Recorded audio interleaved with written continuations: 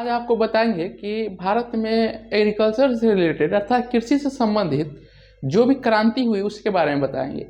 इस क्रांति चैप्टर से आप जानते हैं, खासकर बिहार पुलिस, बिहार दरोगा, आपको एसएससी में भी, केंद्र सरकार और बिहार सरकार में निश्चित रूप से एक दो क्वेश्चन आ ही जाता है।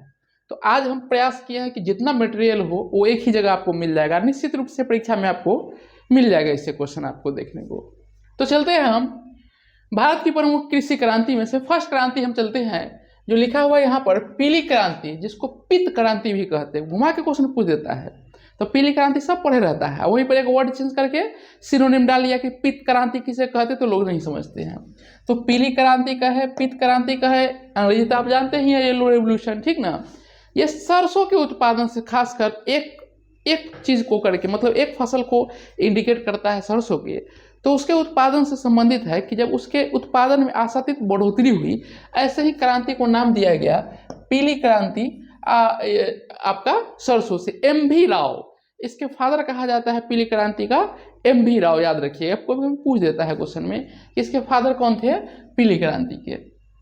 चलते हैं नेक्स्ट, नीली क्रांति। नीली क्रांति ये इसका पीरियड था 1985 से 90 के बीच, और ये उस समय 5वीं पंचयोजना चल रही थी, ठीक ना। और इसके फादर जो हो गए नीली क्रांति के जनक कहिए, उसका नाम था डॉक्टर अरुण कृष्णन, ठीक ना। तो क्वेश्चन पूछ देगा कि भाई बताइए नीली क्रांति किससे संबंधित है, आपको मत्स्य अर्थात मछली फिश के उत्पादन से संबंधित है। और इसके फादर अर्थात जनक कौन हो गए, तो अरुण कृष्णन जी हो गए। कब से कब तक इसका पीरियड रहा, 85 से 90। पूछ सकता है घुमा के बताइए ये किस पंचवर्षीय योजना में चली थी, तो 5वीं पंचवर्षीय योजना में शुरू हुई थी आपका क्या, तो आपका नीली क्रांति। चलते हैं नेक्स्ट हम हरित क्रांति की ओर। हरित क्रांति का पीरियड जो हो गया 1966 से 67 आपके हिंदुस्तान में, और वर्ल्ड लेवल पर चलिएगा तो हरित क्रांति 1960 के दशक से शुरू हुआ था वर्ल्ड में। वर्ल्ड में चलिएगा कि हरित क्रांति का फादर कौन हो गया विश्व स्तर पर, तो वो हो जाएगा डॉक्टर नॉर्मन ई बोरलॉग, ठीक ना। वो बिलोंग करते थे आपका मेक्सिको से, लेकिन नागरिकता ले लिया था उन्होंने, कहाँ का, यूएसए का नागरिकता लिया था, इसलिए यूएस के नागरिक कहलाए। तो क्या हुआ कि इसमें गेहूं की पैदावार काफी दुनिया में बढ़ गई थी, और नॉर्मन बोरलॉग के प्रयास से मेक्सिको में शुरुआत हुई आपका हरित क्रांति का। लेकिन ज्यादा जो प्रभाव इसका देखा गया वो फिलीपींस में देखा गया, और फिलीपींस की राजधानी आप जानते हैं मनीला है उसकी राजधानी, और उसी मनीला में वर्ल्ड स्तर पर विश्व स्तरीय जो है आपका धान अनुसंधान केंद्र जो है वो कहाँ पर है, आपको मनीला में है, फिलीपींस की राजधानी जो है मनीला, वहां पर। तो ये आपका हरित क्रांति गेहूं और प्लस चावल दोनों से संबंधित है, ठीक। तो हरित क्रांति का फादर वर्ल्ड लेवल पर डॉक्टर नॉर्मन ई बोरलॉग। पूछेगा कहाँ से शुरू हुआ, तो मेक्सिको से। ये मेक्सिको से बिलोंग करते थे, लेकिन नागरिकता ले लिए कहाँ के, यूएसए से। इसलिए इनको क्या हुआ था कि शांति के क्षेत्र में इनको नोबेल पुरस्कार से भी नवाजा गया था, ठीक। क्योंकि आपका कृषि के क्षेत्र में नोबेल पुरस्कार नहीं दी जाती है, लेकिन रोटी जब खाएगा तो आप शांत रहेगा, शांत हो जाएगा तो लड़ाई झगड़ा नहीं होगा, इसलिए इनको शांति में दे दिया नोबेल पुरस्कार। लेकिन याद रखिएगा भूल से भी कि कृषि में नोबेल पुरस्कार नहीं दी जाती है। चलते हैं आगे, भारत लेवल पर पूछेगा कि बताइए कि भारत में आप कौन जनक हुए हरित क्रांति के, तो वहां पर थे आपका एम.एस. स्वामीनाथन जो थे, वो थे बिहार अर्थात भारत में किसके, हरित क्रांति के जनक, ठीक। अब चलते हैं हरित क्रांति से नेक्स्ट आगे, तो इसका होगा श्वेत क्रांति। श्वेत क्रांति की कहीं कहीं जगह पर आपको धवल क्रांति कह देगा, ठीक ना। तो धवल मतलब ही सफेद होता है, श्वेत मतलब ही सफेद, तो आदमी कंफ्यूज कर जाता है। श्वेत क्रांति पढ़ के जाता है, वहां लिख दिया कि भाई धवल क्रांति किसे कहते हैं, धवल क्रांति, तो आप कंफ्यूज मत हुई, दोनों एक ही वर्ड है। श्वेत क्रांति कहिए या धवल क्रांति है, अंग्रेजी में आप जानते हैं व्हाइट रेवोल्यूशन कहेंगे। तो ये दूध के उत्पादन से संबंधित है, और भारत में ऑपरेशन चलाया गया था किसके लिए, दूध के उत्पादन के लिए, ऑपरेशन फ्लड। ये क्वेश्चन पूछ देता है कि भारत में दूध के उत्पादन को बढ़ोतरी करने के लिए कौन सा ऑपरेशन चलाया गया था, तो ऑपरेशन फ्लड। और इसके फादर जो थे उसका नाम था वर्गीज कुरियन। पूछ देगा कि बताइए कि आपका दूध के क्रांति के जनक भारत में कौन हो गए, तो आपको वर्गीज कुरियन कहाँ से बिलोंग करते थे, तो आपका बिलोंग करते थे कहाँ से, केरल से। किस धर्म को मानने वाले थे, तो ईसाई धर्म को मानने वाले थे। और एक फैक्ट है कि इन्होंने जरूर क्रांति लाने में मदद की आपका दूध की क्रांति में, लेकिन स्वयं दूध नहीं पीते थे, वर्गीज कुरियन। और इन्हीं का देन है कि जो अमूल डेयरी जो आप देखते हैं और भारत में जो सहकारी समिति जो चलती है दूध से, तो कहीं ना कहीं इन्हीं का विचार है उसमें, ठीक। तो वो कौन हो गया आपको भारत में श्वेत क्रांति के, तो वर्गीज कुरियन इसके फादर हो गए। इसके बाद चलिए गुलाबी क्रांति, तो ये आपको प्याज और झींगा मछली से संबंधित है। झींगा मछली नहीं है, वो कीट वर्ग में आता है, ठीक ना। तो आपका गुलाबी क्रांति किस संबंध है, प्याज और झींगा से। इसके फादर जो हो गए गुलाबी क्रांति के, उसका नाम था दुर्गेश पटेल। पूछेगा कि बताइए कि गुलाबी क्रांति के फादर कौन हो गए, तो दुर्गेश पटेल, जिसमें मछली का उत्पादन काफी हिंदुस्तान में बढ़ोतरी हुई। चलते हैं गुलाबी क्रांति के बाद आपका काली क्रांति। तो काली क्रांति जो हो गया खनिज तेल के उत्पादन से संबंधित है, और खनिज तेल में पेट्रोल, डीजल, किरासन तेल आ जाता है, ठीक ना। तो कहीं घुमा के पूछ देगा कि पेट्रोल से संबंधित है, तो कहिएगा, कहीं रट के जाइएगा कि खनिज तेल से संबंधित है, तो नहीं मार पाएगा। नहीं, काली क्रांति अर्थात पेट्रोल या फिर खनिज तेल कहिए। आगे चलते हैं धूसर क्रांति, जिसको इंग्लिश में ग्रे भी बोल देते हैं, ग्रे क्रांति, ठीक ना। तो इंग्लिश ज्यादा पूछ देता है, धूसर ना पूछ करके इंग्लिश में। तो ग्रे रेवोल्यूशन पूछेगा, वो किससे संबंधित है, तो उर्वरक से संबंधित है, फर्टिलाइजर से संबंधित है, ठीक। जो कि कृत्रिम रूप से जो आप खाद बनाते हो, लाइक यूरिया, पोटास, जिंक वगैरह जो, तो उसके उत्पादन संबंधित हो गया धूसर क्रांति कहिए या ग्रे रेवोल्यूशन कहिए। इसके बाद चलिए हम रजत क्रांति। रजत क्रांति मतलब अंडा के उत्पादन से, ठीक ना, जिसको अंग्रेजी में बोलेंगे सिल्वर रेवोल्यूशन। रजत क्रांति किससे संबंधित है, अंडा के उत्पादन से। तो अंडा के उत्पादन से क्या हो गया आपका रजत क्रांति। और किसके पीरियड में काफी बढ़ोतरी हुई थी हिंदुस्तान में, इंदिरा गांधी इस पर काफी योगदान दी थी, इसलिए रजत क्रांति का फादर किसे कहा जाता है, इंदिरा गांधी को कहा जाता है रजत क्रांति, ठीक ना। अब चलते हैं हम लोग सुनहरी क्रांति। तो बागवानी से संबंधित है। बागवानी करने का मतलब बाग में क्या होता है, आपका फल का मुख्य तो उत्पादन होता है, चाहे वो अंगूर हो, सेब, जो भी हो। तो जितने फल है वो बागवानी के अंतर्गत आ जाते हैं, ठीक ना। तो बागवानी क्रांति किससे संबंधित हो गया, तो आपका किससे, मतलब सुनहरी क्रांति किससे संबंधित हो गया, बागवानी से। अर्थात जितने भी फल का उत्पादन जो बढ़ोतरी हुई उसको क्या कहेंगे हम लोग, सुनहरी क्रांति। एक आपका नूरजहां एक किस्म है आम का, याद रखिएगा, अभी लेटेस्ट में बड़ा चर्चा में रहा है। ये यूपी और एमपी में होता है इसकी खेती, नूरजहां का। एक जो फल होता है ना, वो नूरजहां आम की किस्म है, वो 5 kg का होता है, ठीक। इससे पहले और भी ज्यादा इसका वेट था। धीरे धीरे जो परिवर्तन हुआ है, मिट्टी के उर्वरा शक्ति जो घट गई है, इसके वजह से अब इसका उत्पादन जो होता है वो घट के आ गया है 3 किलो 800 ग्राम या 600 ग्राम का इसका वेट रह गया है। और एमपी में तो 8 ही पेड़ बच गए हैं, किसके, नूरजहां के। तो क्वेश्चन पूछ देगा कि नूरजहां किसकी किस्म है, तो आम की है। तो समझ में आ गया कि भैया सुनहरी क्रांति किससे संबंधित है, तो बागवानी से। इसके बाद आइए इंद्रधनुषी क्रांति, ठीक ना। तो इंद्रधनुष क्रांति में क्या हुआ था कि ऊपर जितने आप क्रांति देख रहे हैं ना, अर्थात फसल से जितने क्रांति हो गए, तो उस पर निगरानी रखना कि कोई क्रांति तो गड़बड़ा तो नहीं रहा है ना, उसका रेस सही है कि नहीं। अर्थात जितने भी क्रांति हुए आपका एग्रीकल्चर से रिलेटेड, उस सब को निगरानी रखने के लिए, उसको देख रेख करने के लिए, क्या और वो बढ़े, उसके लिए जो क्रांति हुई उसका नाम है इंद्रधनुषी क्रांति। नेक्स्ट चलते हैं हम लोग सदाबहार क्रांति। सदाबहार, एवरग्रीन इंग्लिश में बोलते हैं इसको, सदाबहार, या दूसरे शब्द में इसको बोलेगा चिरहरित, ठीक ना। तो सदाबहार क्रांति किससे संबंधित हुआ, तो क्या हुआ था कि आज आप देख रहे हैं ज्यादा से ज्यादा फर्टिलाइजर का यूज जो किए हैं ना, कीटनाशक, पेड़कनाशक, आपका क्या कहते हैं, तो इससे क्या हो गया है कि मिट्टी की उर्वरता घट गई है। मिट्टी के उर्वरता घट जाने की वजह से फसल अब जो है उत्पादन घटने लगा है। तो इसका उद्देश्य क्या है, किसका, तो सदाबहार क्रांति की, कि अच्छे बीजों का उत्पादन अच्छा से हो, फसल का निगरानी अच्छा हो, मिट्टी की उर्वरता बचल रहे, पर्यावरण सही रहे, और आपका कृषि का उत्पादन भी बढ़ाता रहे। तो इसीलिए इस क्रांति का नाम दिया गया कि आपको सदाबहार क्रांति। नेक्स्ट चलते हैं हम लोग क्या, गोल क्रांति। गोल क्रांति किससे संबंधित है, तो यह आलू के उत्पादन से संबंधित है। कौन सा क्रांति आपका, गोल क्रांति। तो पूछ देगा परीक्षा में, भाई बताइए कि गोल क्रांति किससे संबंधित है, तो वह आलू के उत्पादन से संबंधित है।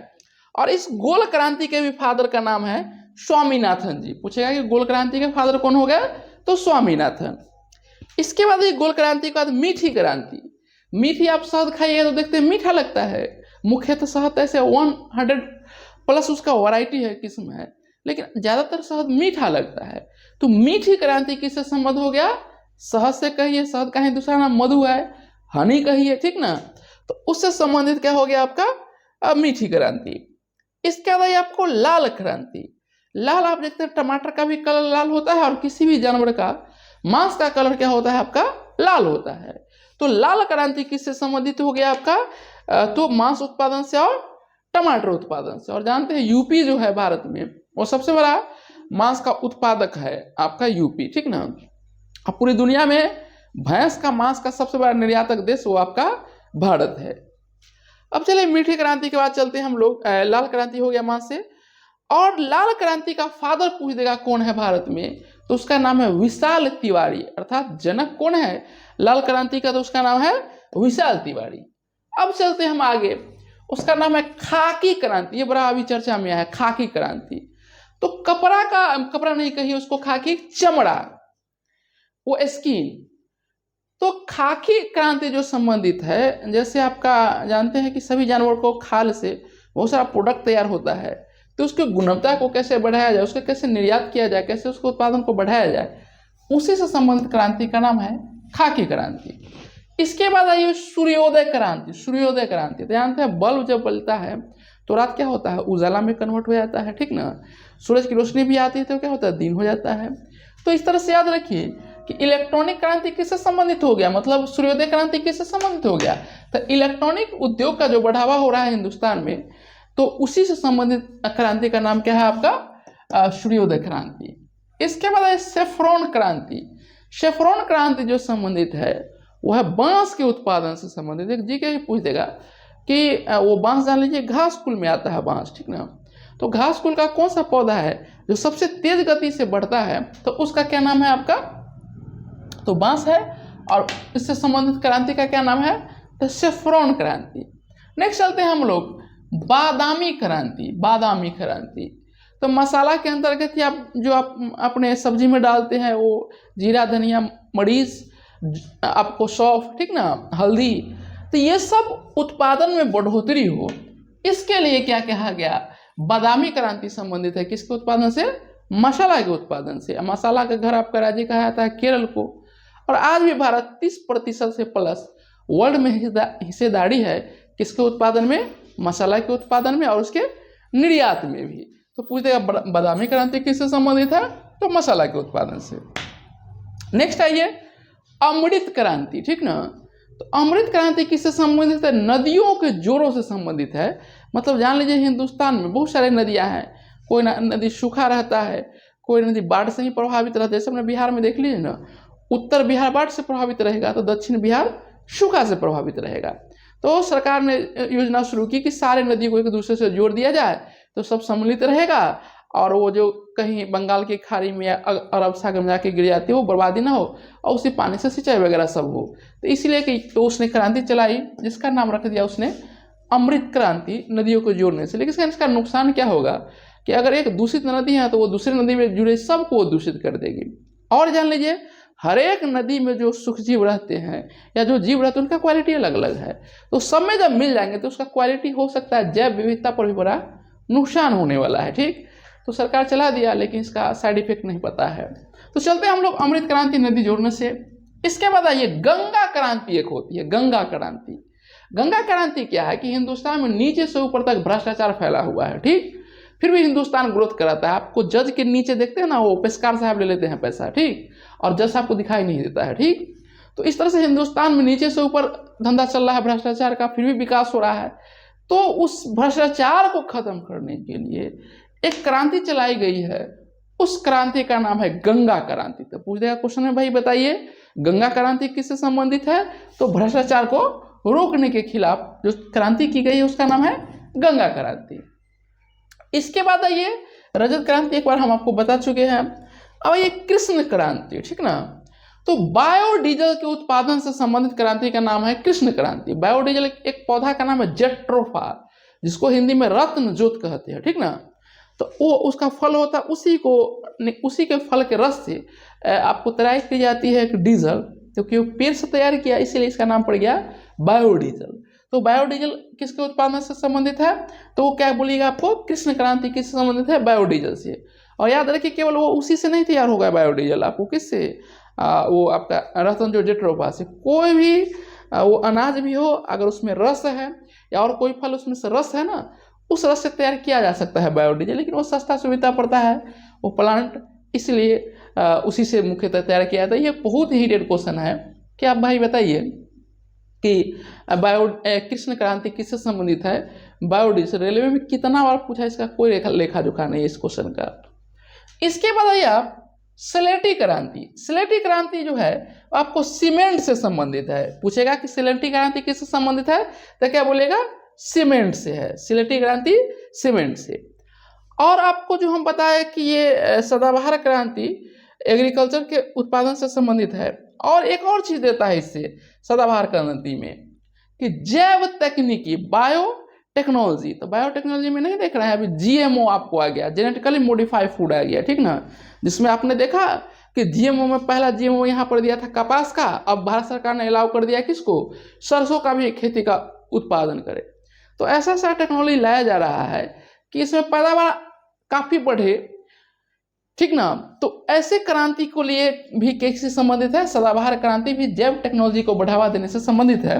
और इसमें भी तो वही चीज देखना है सदाबहार में, इसका उद्देश्य मिट्टी की उर्वरता और बहुत सारा बीज वगैरह सबके टेक्निक ऐसा अपनाया जाए कि उसकी बढ़ोतरी हो, ठीक ना। तो ये दोनों जो है एक दूसरे से मिलता हुआ क्रांति है आपको सदाबहार क्रांति। इसके बाद है ये ग्रे क्रांति, ग्रे।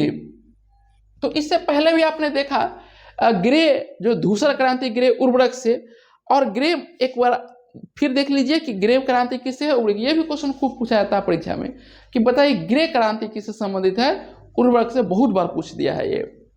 इसके बाद ये मुख्य क्रांति, मोटे अनाज से संबंधित। आज देखिए हिंदुस्तान 2023 को किस ईयर में मना रहा है, मोटे अनाज के रूप में मनाया जा रहा है। तो मोटे क्रांति से संबंधित पूछा जाता है मुख्य क्रांति। थोड़ा सा मोटे अनाज के बारे में आप जान लीजिए, जैसे आपका क्या हो गया, मक्का हो गया, जौ हो गया, रागी हो गया, कोदो हो गया, शामा हो गया, ये बाजरा हो गया, ठीक ना। तो इस तरह के जो अनाज है ना, इसमें फाइबर की मात्रा ज्यादा होती है, आयरन की मात्रा ज्यादा होता है, फोलिक एसिड की मात्रा ज्यादा होता है, और भी पोषक तत्व से रिच होता है। मतलब अगर इसको सेवन किया जाए ना तो कुपोषण से आपको बचा जा सकता है और कोई डिजीज नहीं होने देता है। ये डिजीज को रिकवरी में बहुत ज्यादा मदद करती है, ठीक। तो कंगनी फिर हो गया, इसमें कुटकी हो गया, ठीक ना, ये सब उसी के किस्म है। तो अबाउट 150 प्लस किस्म है आपका मोटे अनाज का, लेकिन सब धीरे धीरे विलुप्त होते जा रहा है। 5-6 ही आपको गिनाया जो आपको प्रचलित, वो भी हर जगह आपको नहीं मिलेगा। तो मोटे अनाज को इसीलिए संरक्षित करने के लिए भारत सरकार 2023 को मिलेट ईयर मना रहा है, हर राज्य में इसको मनाया जा रहा है। और बाजरा का उत्पादन पूछेगा सबसे ज्यादा कहाँ होता है, तो राजस्थान में। और बाजरा और रागी ये दोनों ऐसा आपका फूड है जो प्रेगनेंसी में, आफ्टर प्रेगनेंसी जब बच्चा का ग्रोथ होते रहता है उस समय अगर इसको खाया जाए तो देखा गया, इस पर पूरा रिसर्च है कि उसका ग्रोथ बहुत फास्ट होता है और बिना आयरन और फोलिक एसिड के भी काम चल जाता है। तो पूछ सकता है भाई बताइए कि मुख्य क्रांति किससे संबंधित है, तो मोटे अनाज से। इसके बाद आइए आपको पड़ामणि क्रांति। पड़ामणि क्रांति ये हुआ भिंडी के उत्पादन से संबंधित। लेडीज फिंगर, वो भिंडी एक तरह की सब्जी है, तो उसके उत्पादन से संबंधित पूछ देगा तो बोलेगा क्या, पड़ामणि क्रांति। इसके बाद है ग्रीन गोल्ड क्रांति। ग्रीन गोल्ड क्रांति यह आपको चाय के उत्पादन से संबंधित है। आप जानते हैं बिहार के किशनगंज जिला जो है उसमें भी चाय की खेती होती है।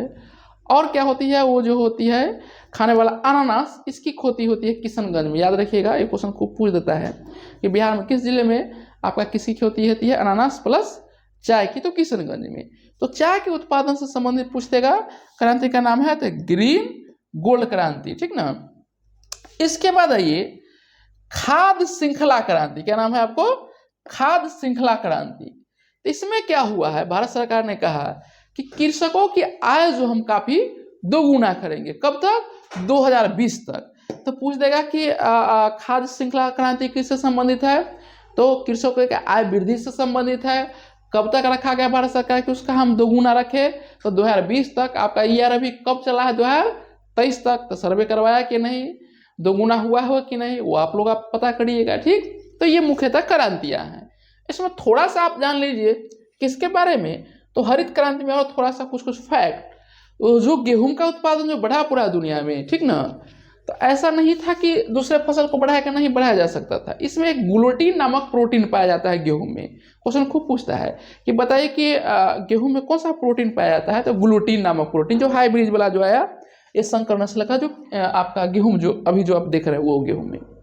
तो उसको खाने के बाद उस ग्लूटीन के वजह से क्या होता है, आज जितने भी मुख्यतः जो रोग देख रहे हैं उसके पीछे या डाइजेस्टिव सिस्टम से जो रोग देख रहे हैं उसका पीछे रीजन यही आपका कौन सा है फसल, वो हाइब्रिड वाला गेहूँ। लेकिन वो लोकल बीज है उसमें नुकसान नहीं, लेकिन हाइब्रिड में ऐसा देखा गया है ग्लूटीन नामक प्रोटीन की वजह से। तो क्वेश्चन पूछ देगा कि ग्लूटीन नामक प्रोटीन किसमें पाया जाता है, तो आपको गेहूं में पाया जाता है। दूसरा क्या देखा गया कि जब हरित क्रांति हिंदुस्तान में आई ना, तो मुख्यतः आपका पंजाब, हरियाणा, यूपी, बिहार और पश्चिम बंगाल में आपका धान हो गया, ठीक ना, यही को प्रभावित कर पाया, थोड़ा सा कुछ साउथ के राज्यों को, लेकिन पूरे भारत को प्रभावित नहीं कर पाया ये आपका हरित क्रांति, जिसके वजह से उत्पादन बढ़िया ना हो। आज भी भारत जो है बहुत सारे अनाज का क्या करता है, अदर कंट्री से आयात करता है या उसका बना हुआ प्रोडक्ट आयात करता है। और क्या हुआ कि हरित क्रांति का दुष्प्रभाव कि इतना ना ज़्यादा आपको कीटनाशक, पिलकनाशक, खरपतनाशी का इस्तेमाल हुआ, जिससे जैव विविधता को बहुत बड़ा नुकसान हो गया और पोल्यूशन काफ़ी बढ़ गया। तो इस तरह से हम देखते हैं कि हरित क्रांति के वजह से जो है काफ़ी उत्पादन हुई, खाद समस्या हल हुई, लेकिन समस्या भी बढ़ी। तो इस तरह से इस वीडियो को आप काफ़ी अपने फेसबुक ग्रुप, व्हाट्सएप ग्रुप में या टेलीग्राम चैनल पर जरूर शेयर करने का प्रयास कीजिएगा, क्योंकि बहुत प्रयास करके सारा मटेरियल एक जगह हमने कलेक्ट किया है। तो आप देख रहे हैं, इसके लिए बहुत बहुत धन्यवाद। लाइक एंड शेयर कर दीजिएगा।